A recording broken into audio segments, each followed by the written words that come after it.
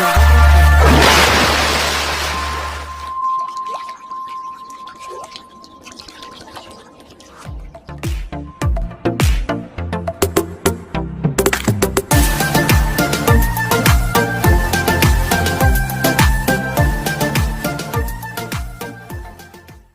biasa, inilah karomah super wali Allah asal Indonesia. Syekh Kholil Bangkalan, adalah ulama Indonesia yang sangat masyhur kealimannya. Beliau juga pernah berguru kepada Imam Nawawi Al-Bantani dan banyak ulama terkemuka di kota suci Makkah. Syekh Kholil dikenal sebagai ulama yang zuhud, sholih, takwa dan sangat alim. Oleh karena itu, Allah Subhanahu wa Ta'ala banyak memberikan karomah dan keistimewaan yang luar biasa. Syekh Kholil juga pernah didatangi oleh Nabi Khidir alaihi salam, dan beliau sangat dihormati ulama Masjidil Haram di kota suci Makkah. Berikut karomah sakti Syekh Kholil Bangkalan Madura. Karomah yang pertama, yaitu mengambil kepiting dan rajungan di laut saat Batsul Masail di Makkah.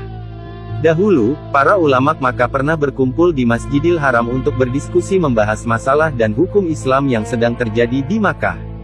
Semua masalah dapat diselesaikan kecuali mengenai halal haramnya kepiting dan rajungan. Kala itu terjadi banyak pendapat dan tidak menemukan solusinya.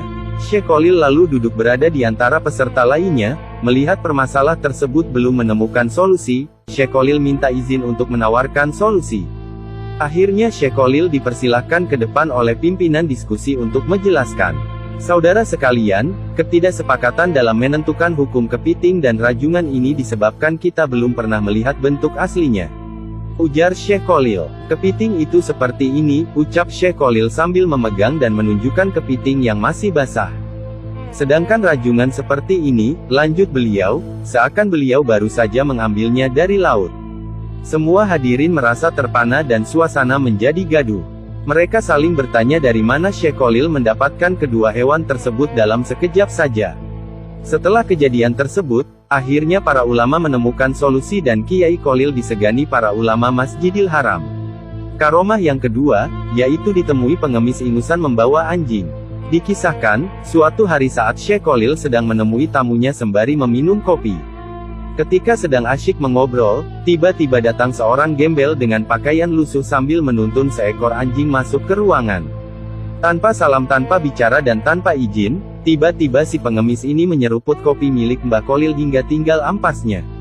Terlihat juga ingus yang keluar dari hidung pengemis yang tak diundang ini. Syekh Kholil pun tampak merubah posisi duduk, kepalanya menunduk tanpa berani menatap muka si pengemis.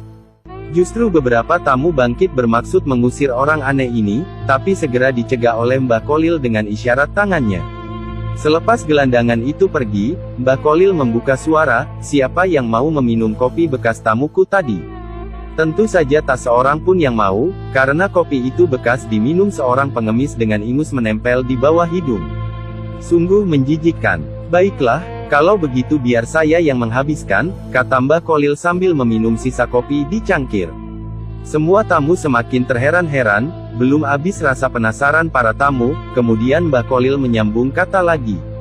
"Tahukah sampeyan semua siapa tamu tadi? Dia itu Nabi Khidir, beliau habis mengunjungi sahabatnya seorang wali di Yaman dan Sudan, kemudian melanjutkan perjalanan ke sini untuk menemui sahabat-sahabatnya para waliullah di tanah Jawa."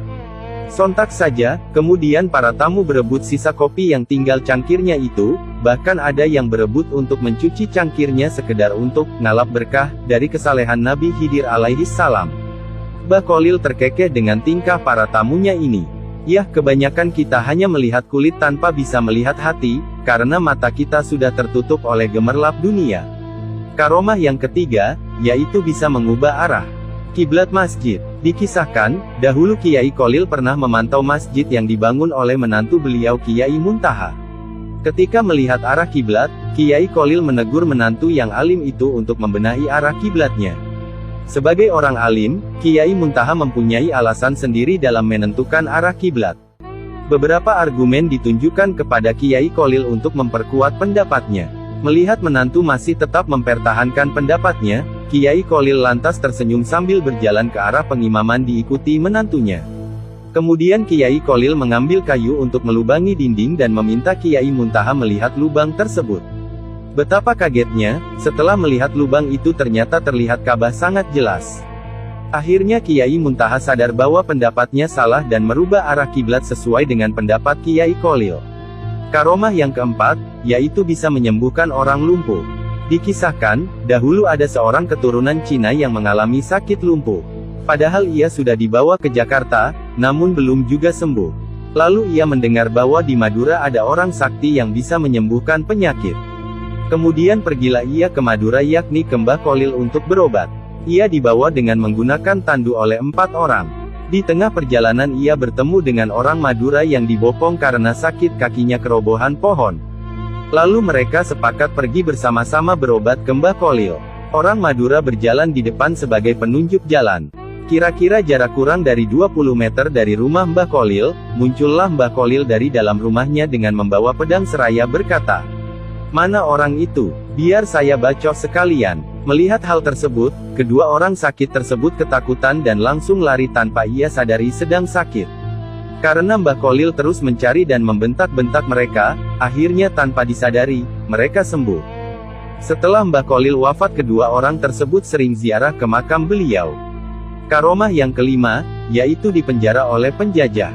Masa hidup Kiai Kholil, dahulu tidak luput dari gejolak perlawanan terhadap penjajah. Kiai Kholil mempersiapkan murid-muridnya untuk menjadi pemimpin yang berilmu, berwawasan dan tangguh. Ia tak segan-segan untuk memberi suuk mengisi kekuatan batin, tenaga dalam kepada pejuang. Kiai Kholil juga tidak keberatan pesantrennya dijadikan tempat persembunyian. Ketika pihak penjajah mengetahuinya, Kiai Kholil ditangkap dengan harapan para pejuang menyerahkan diri. Tetapi, ditangkapnya Kiai Kholil, malah membuat pusing pihak Belanda, karena ada kejadian-kejadian yang tidak bisa mereka mengerti, seperti tidak bisa dikuncinya pintu penjara, sehingga mereka harus berjaga penuh supaya para tahanan tidak melarikan diri.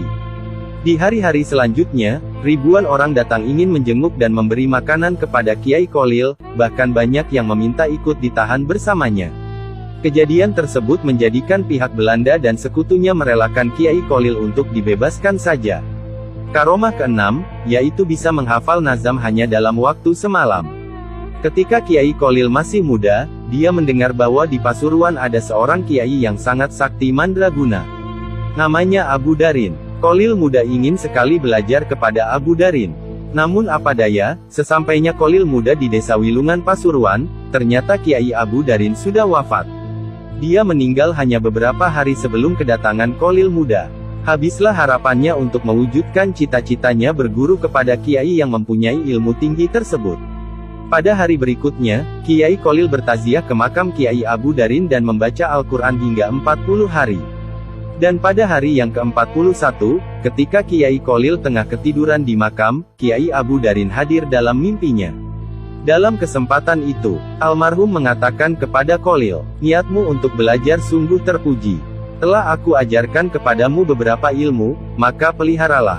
Kiai Kholil lalu terbangun, dan serta-merta dia sudah hafal kandungan kitab Imriti, Ashimuni, dan Alfiyah Ibnu Malik.